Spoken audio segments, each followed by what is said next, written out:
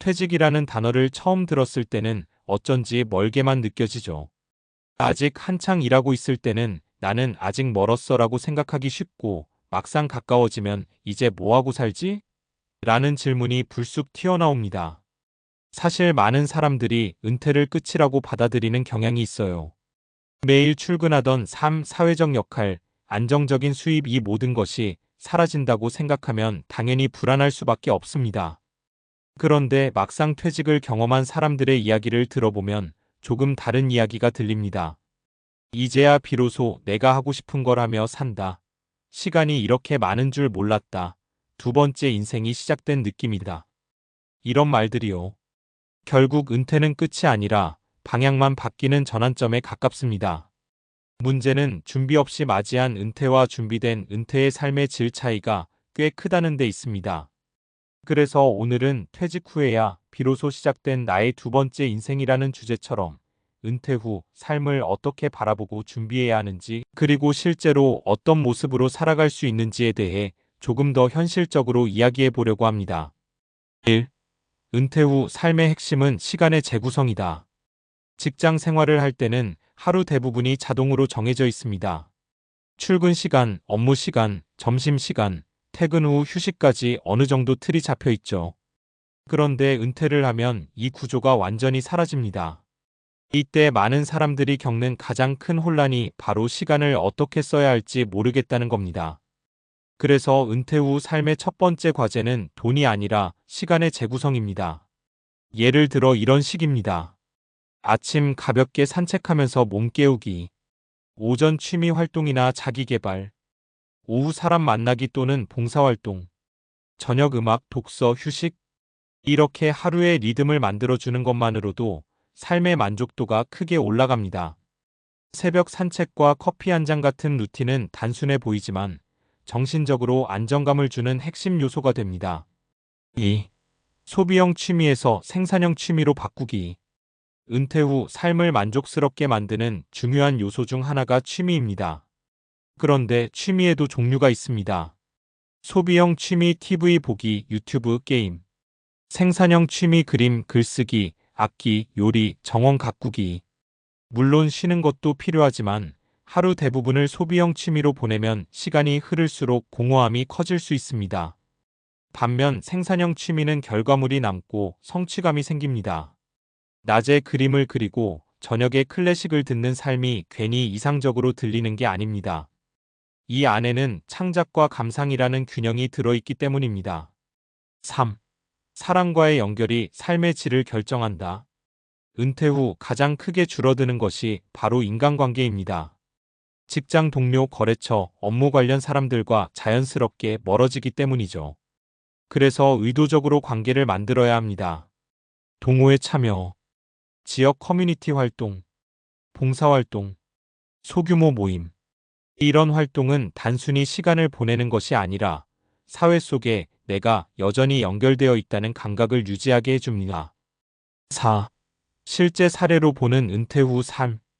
조금 더 현실적인 느낌을 드리기 위해 실제와 비슷한 사례 3가지를 이야기해 볼게요. 사례 1. 아침 산책이 인생을 바꿨다. 김씨욱 12세는 퇴직 후 한동안 아무것도 하지 않고 지냈습니다. TV를 보다가 하루가 끝나는 날이 반복되었죠.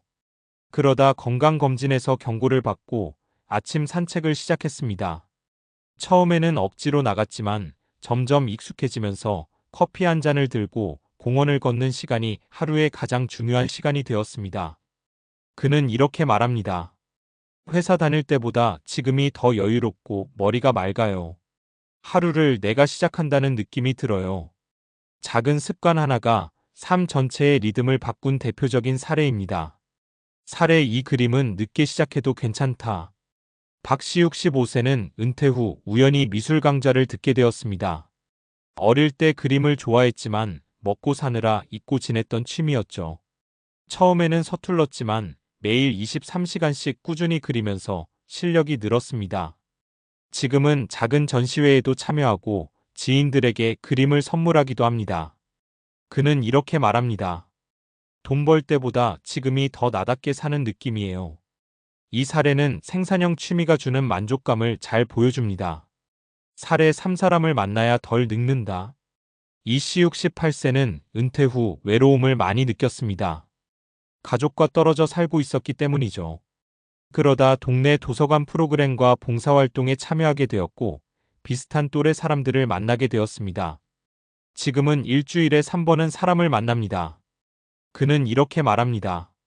혼자 있을 때는 하루가 길었는데 지금은 시간이 모자라요. 이 사례는 인간관계가 은퇴 후 삶의 질에 얼마나 큰 영향을 주는지를 보여줍니다. 5. 결국 은퇴는 준비된 사람에게 기회다. 정리해보면 은퇴 후 삶은 크게 세 가지로 나뉩니다. 아무 준비 없이 시간을 흘려보내는 삶, 소비 위주의 무료한 삶, 스스로 리듬을 만들고 즐기는 삶. 이 중에서 어떤 삶을 선택하느냐는 결국 준비와 태도의 문제입니다. 은퇴 준비라고 하면 보통 돈을 먼저 떠올리지만 사실 더 중요한 건 이것입니다. 나는 무엇을 좋아하는가? 하루를 어떻게 보내고 싶은가?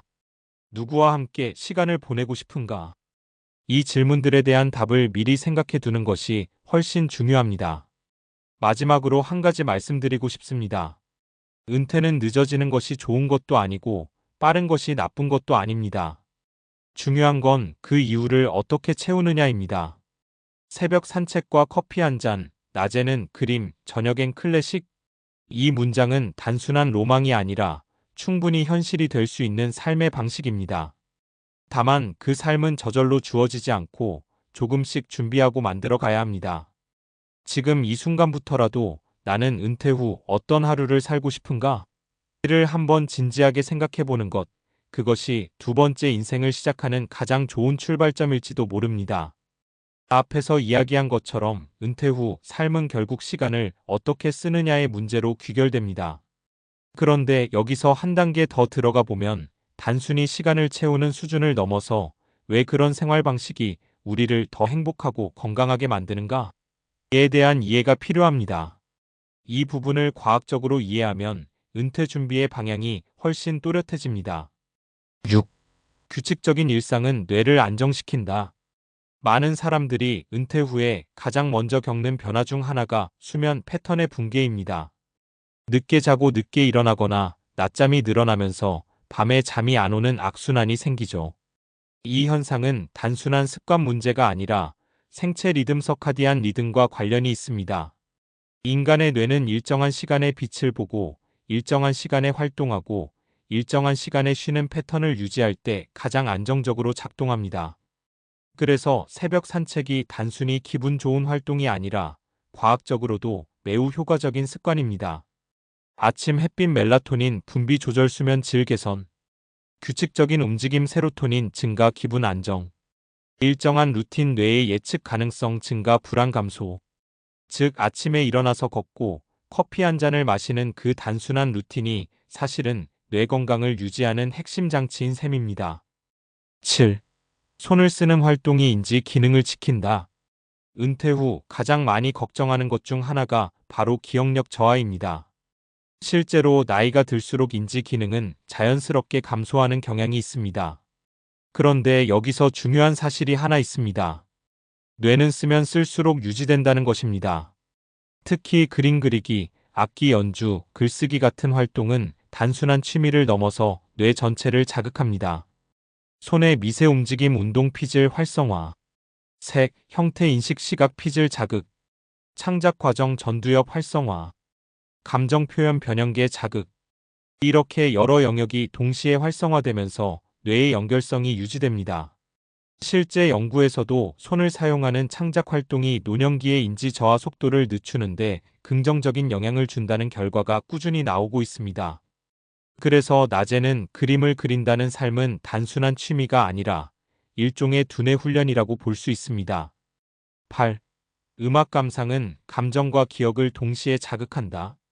저녁에 클래식을 듣는 장면도 그냥 분위기 있는 생활처럼 보이지만 사실 매우 과학적인 의미가 있습니다. 음악은 뇌의 여러 영역을 동시에 자극하는 대표적인 자극입니다. 청각 피질 소리 인식, 해마 기억과 연결, 변형계 감정 반응, 도파민 시스템 즐거움과 보상. 특히 클래식 음악처럼 구조가 복잡한 음악은 집중력과 감정 조절 능력을 높이는 데 도움을 줄 수 있습니다. 또 하나 중요한 점은 음악이 과거의 기억을 불러온다는 것입니다. 특정 음악을 들으면 젊은 시절의 기억이 떠오르는 경험 한 번쯤 해보셨을 겁니다. 이런 경험은 단순한 추억이 아니라 자아 정체성을 유지하는 데 중요한 역할을 합니다. 즉, 음악 감상은 나는 어떤 삶을 살아왔는가를 계속해서 연결해주는 작업이기도 합니다. 9. 인간은 쓸모있는 존재라고 느낄 때 가장 행복하다. 심리학 연구에서 반복적으로 확인되는 사실이 하나 있습니다. 사람은 단순히 편안할 때보다 내가 쓸모있다고 느낄 때 더 큰 만족을 느낀다는 점입니다. 직장 생활에서는 이 역할이 비교적 명확합니다. 일이 있고 책임이 있고 결과가 있으니까요. 그런데 은퇴 후에는 이 구조가 사라집니다. 그래서 아무 준비 없이 은퇴를 하면 이런 생각이 들기 쉽습니다. 내가 사회에서 필요 없는 사람이 된 건 아닐까? 하루가 의미 없이 지나간다. 이 감정을 해결하는 방법은 의외로 단순합니다. 작은 성취 만들기, 그림 한 장 완성하기, 누군가에게 도움 주기 봉사활동, 지식이나 경험 나누기 멘토링, 강의. 이런 활동은 뇌에서 도파민과 옥시토신 분비를 촉진하면서 삶의 만족도를 높입니다. 결국 은퇴 후 삶의 질은 얼마나 편한가 보다, 얼마나 의미를 느끼는가에 달려 있습니다. 10. 그래서 은퇴 준비는 돈 구조 의미의 문제다. 이제 전체를 정리해보면 은퇴 준비는 세 가지 축으로 나눌 수 있습니다. 1동 경제적 안정. 기본적인 생활을 유지하기 위한 조건입니다. 이건 말할 필요 없이 중요합니다. 이 구조 일상의 리듬. 아침 산책, 낮에 활동, 저녁에 휴식처럼 하루의 틀을 만드는 것입니다. 삶의 존재감과 만족감. 취미, 관계, 기여를 통해 나는 여전히 살아있는 사람이다라는 감각을 유지하는 것입니다. 이 세 가지가 균형을 이루면 은퇴 후 삶은 오히려 더 안정적이고 만족스러워질 수 있습니다.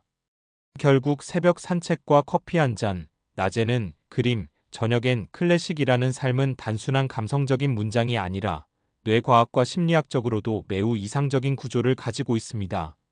아침 생체 리듬 회복, 난 뇌활동과 창작, 저녁 감정 안정과 회복. 이 흐름 자체가 인간에게 가장 자연스러운 리듬이기 때문입니다. 마지막으로 한 가지 질문을 던져볼게요.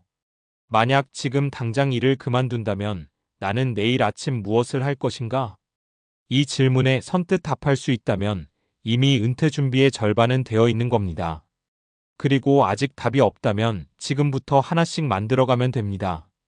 두 번째, 인생은 어느 날 갑자기 시작되는 게 아니라 이렇게 작은 선택들이 쌓이면서 천천히 만들어지는 것이니까요.